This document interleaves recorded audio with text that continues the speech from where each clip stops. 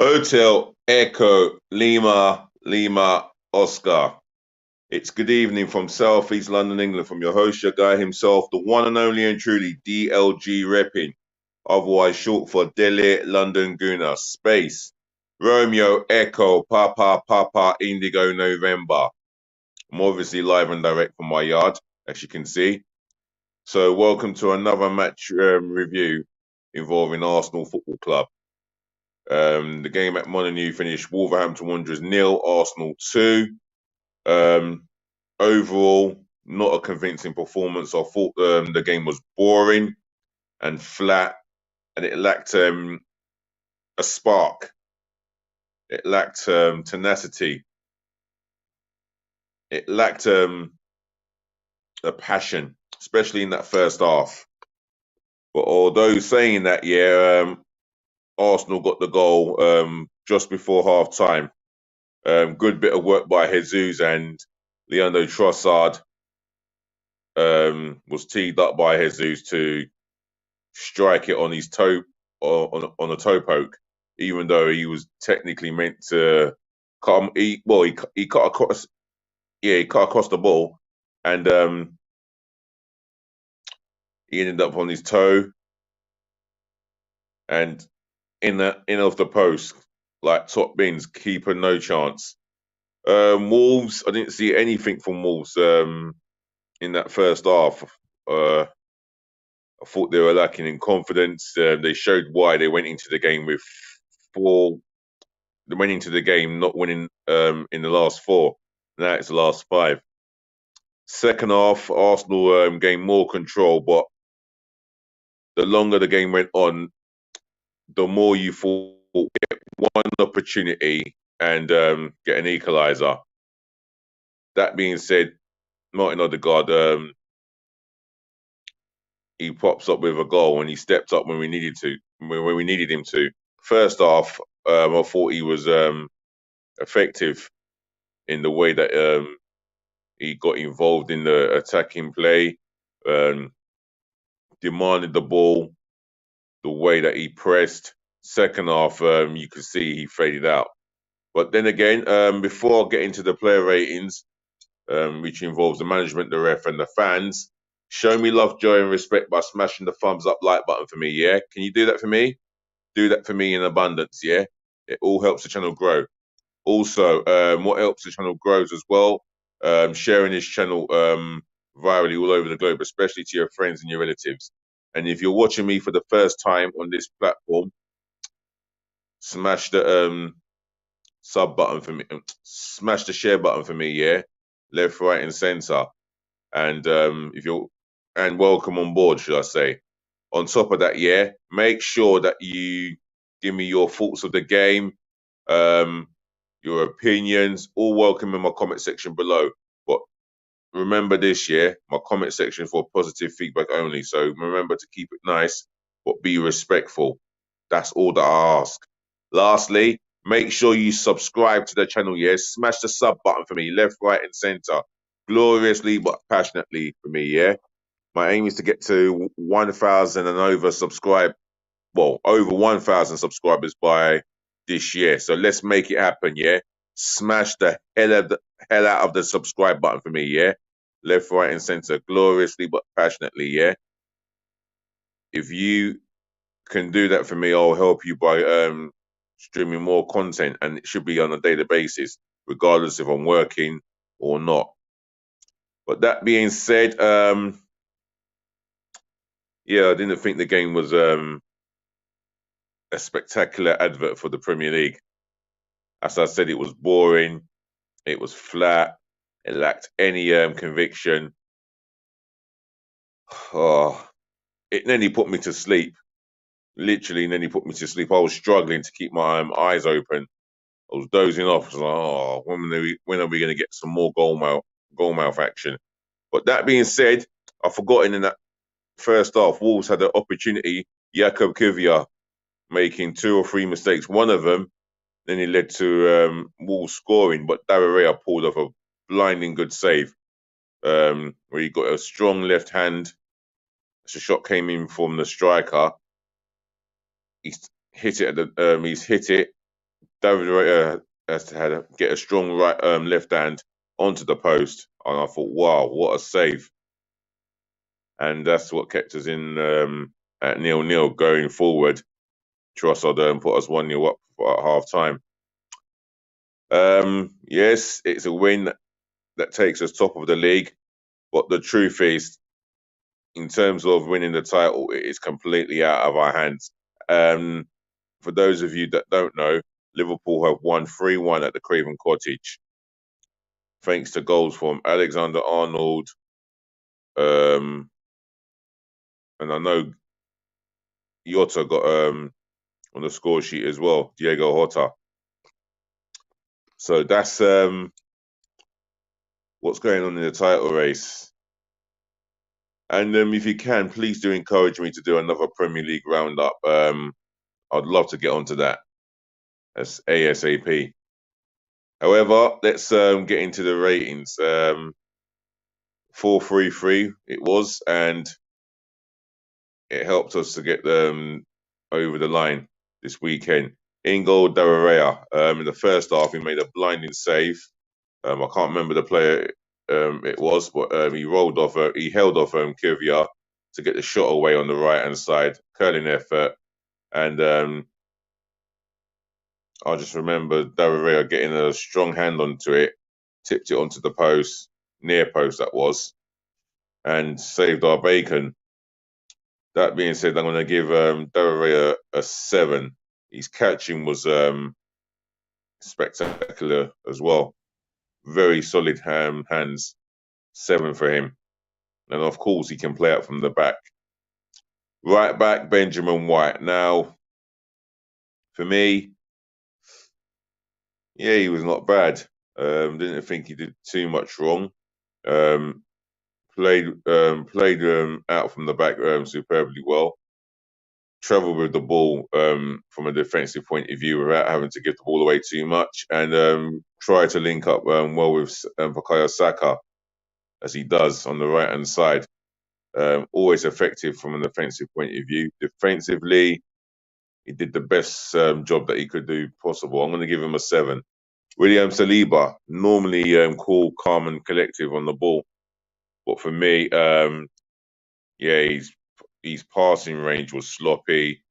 Gave the ball away in their own half, and gave the Wolves left back an opportunity to shoot, which was a poor shot from a poor misplaced pass by Saliba. Second half, I didn't think he had that much to do in the second half as such, but I think he gained more composure. I'm going to give him a 6.5. Gabriel dos Santos Magalhaes, yeah, I thought was he clumsy in the challenge? No, I didn't think he gave away a foul as such. He done the usual thing. He won all these headers. Maybe guilty of giving the ball away on a couple of occasions. But I didn't see. I don't remember seeing any mistakes from him. Along with Saliba, held the line up well. I think in the second half, him and Saliba really tightened things up at the back. They didn't have much of a test in that second half than they would in the first. So I'm going to give Gabriel dos Santos Magalhaes a 7. Jakob Kivia, not bad with the ball in the air. With the ball at his feet, very composed, but again, 1v1s, he was just awful. And plus, he was guilty of making too many errors. And I mean, too many errors. He made about 3 errors that could have led to goals. Luckily, he got away with it because he was bailed out by Dararea's save, or he just got lucky. But for me, he's 1v1s and his concentration was poor. His in-game concentration was just poor. I'm going to give him a 4. And he was rightfully substituted. Right, let's get into the midfield. Declan Rice for me. I mean, he did all right, but he was not my man of the match for me. covered every inch of the blade of grass for me. He does that well. Drived well with the ball at his feet, and he had a couple of shots, one maybe just on target and one wide. Um, yeah, he does what he says on the tin for Declan Rice, and yeah, for 105 million, that's what you would expect. I'm gonna give him 7. On the left hand side to him was Kai Havertz. Again, not a great game from Kai Havertz at all. Playing in a position where it has not lit up for him in that area. I thought he should have been starting up top, and I hope he does start up top against Chelsea in a lone number 9 or false number 9. But that being said, excuse me, I'm tired as it is. That's how I felt watching the first half of Wolves Arsenal. Anyway, yeah, it wasn't a spectacular performance by any Arsenal player as such, and Kai Havertz is in that bracket. Made good runs, I suppose. He got more involved as the first half went on, but nothing spectacular. 6. Martin Odegaard, who I thought was our man of the match. I feel that no, he wasn't our man of the match. In the first half, yeah, absolutely. First half, he was more effective in the game without being spectacular. I didn't think he was a 10 out of 10, but he did get involved to try and affect the game in that first half. Second half, yeah, he really faded. I'm going to give him a 6. Right wing forward Bukayo Saka, again, worst performing Arsenal player on the pitch. Didn't beat his man. Always always passing backwards in a 1v1 situation. Easily bullied off the ball throughout the game. I'm going to give him a 4, and he should have been substituted for me. Left wing forward Leandro Trossard. I thought he was our man of the match. He's not the quickest, but what he makes up for pace is his trickery to get past defenders, and he's got that in abundance. He's got his ability you can't question, and that's in his locker. Got a very good goal after being teed up by Jesus. But that being said, yeah, I thought he put in an all right performance. I thought he was our best performer on the day. 7.5 out of 10, my man of the match. And I'm going to go for Jesus. Apart from teeing up Trossard for the goal, yeah, just ineffective in that second half, especially in the second half. He was just all over the place. Whether it was his first touch, whether his decision making. I'm going to score him a 5. Just not good enough.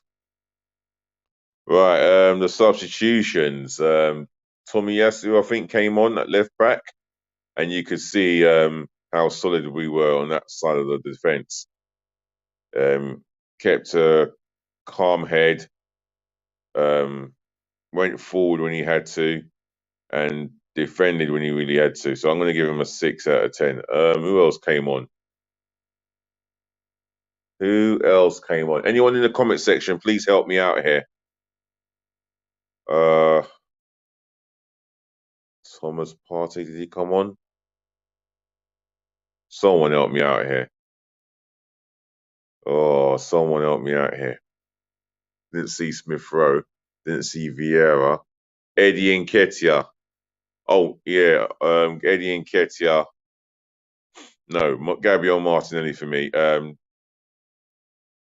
Again, he couldn't get into the game. He really struggled to really get into the game and make an impact. And when he did have the ball in the final third, his end product was just atrocious. He can have a 4. I'm not impressed with his performance. And I'm a massive Gabriel Martinelli fan. Eddie Nketiah, I might as well not even mark him. I don't even know why. I don't even know why he came on. And Jorginho, I think I'll give him a standard 5. Right, Mikel Arteta. Again, I found his substitutions were not great, but I'll give him his due. He brought on Tomiyasu for Jakob Kivior, and that was the only substitute. That was the only sensible substitute he made. Other than that, I can't find a positive for the rest of the substitutions. These tactics, again, I suppose his tactics doesn't come into question because we've won the game. But there's been times where his in-game management comes into question, and he doesn't act on what is not working. If that makes any sense, I'll give the manager a 7.5. The referee, I suppose, yeah, the referee allowed. I thought he was very impartial, allowed the game to flow, which you want in the spirit of the Premier League, of a Premier League game. And obviously, he never made the game about him. I really thought he allowed the game to go. He allowed a few tackles, strong challenges to go by, and yeah, he refereed the game at his own pace and in his control. I'm going to give him. Oh, I'll give him a 7. The Arsenal fans, at their full voices, they travelled well, of course. You could see that they were nervous towards the end of the game because at 1-0, we needed another goal. But again, they got behind the team. Um, Obviously, they had to be together, no matter the differences amongst the fan base. But I'm going to give them an 8 for showing up and getting behind the team. So that is my amazing player ratings done. Hope you enjoyed it at home.